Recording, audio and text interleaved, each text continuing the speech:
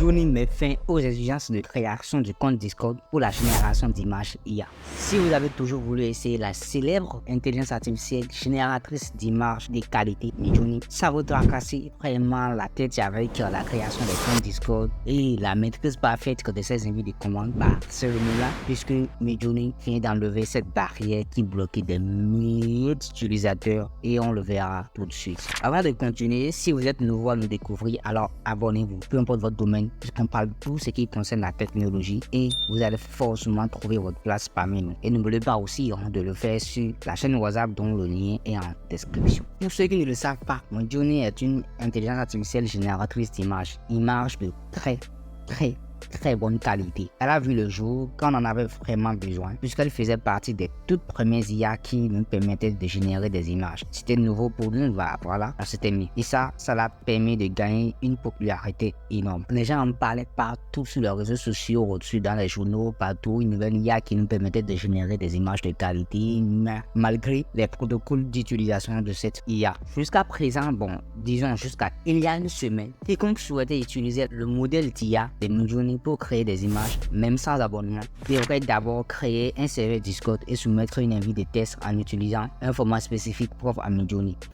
Croyez-moi, c'était pas facile. Pour générer une simple image, tu étais obligé d'aller regarder des tutos sur comment Discord, comment générer une image avec Midjourney ou suivre des formations pour ça. D'ailleurs, pour ceux qui ne savent pas c'est quoi Discord, vous pouvez le mentionner en commentaire. Je vous ferai un plaisir de vous répondre. Désormais, vous pouvez vous rendre sur le site de Midjourney et créer vos images. Le site existait depuis déjà un an, mais c'était réservé à un public restreint très expérimenté. Il fallait d'abord créer plus de 10 000 images via Discord. Maintenant, vous avez le choix entre utiliser un compte Discord ou un compte Google. Une fois connecté, vous pouvez explorer une variété d'images déjà créées par d'autres utilisateurs en appuyant sur l'onglet Explorer, ce qui vous permettra d'avoir des inspirations, des idées pour ce que vous voulez créer. Ensuite, dans le menu Créer, vous pouvez saisir vos invites de test pour générer des images souhaitées comme la plupart des IA que nous connaissons déjà génératrices d'images. L'IA produit ensuite 4 images que vous pouvez modifier et améliorer davantage. Une fois que vous avez utilisé vos 25 images,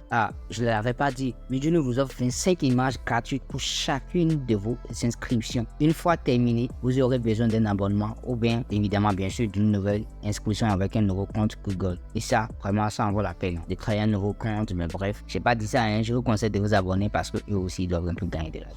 Maintenant, la question qu'on se pose, c'est pourquoi Midjourney a décidé de faire ses retours en arrière. S'il décide de nous donner accès ainsi, c'est clair parce qu'il voit que le marché devient très serré. Croyez-moi, le marché de l'intelligence artificielle, surtout pour la génération des images, devient très serré. Chaque jour, il y a une nouvelle IA qui sort pour générer des images. C'est simple, il suffit d'aller sur Google et de taper IA génération d'images ou tout ce que vous voulez. En tout cas, IA génératrice d'images gratuite, tout ça. Vous allez voir des milliers ou des millions d'intelligences artificielles que Google va vous faire ressortir. Midjourney, c'est vrai, on le comptait parmi les intelligences artificielles qui nous sortent des images de qualité. Son système complexe ne lui facilitait vraiment pas la tâche, ce qui a vraiment bloqué plusieurs utilisateurs. Et pas seulement des utilisateurs, ce système faisait que ces rivaux commençaient déjà pas le rattraper. Par exemple, maintenant, l'exemple de DALL-E qui est accessible désormais via ChatGPT, même la version gratuite, ou Ideogram que tout le monde peut avoir accès. ChatGPT, vraiment, vous pouvez désormais générer des images avec ChatGPT. Si vous voulez des vidéos par rapport à l'utilisation de ces IA, Ideogram, merci de le mentionner en commentaire. Et n'oubliez pas de vous abonner, de nous laisser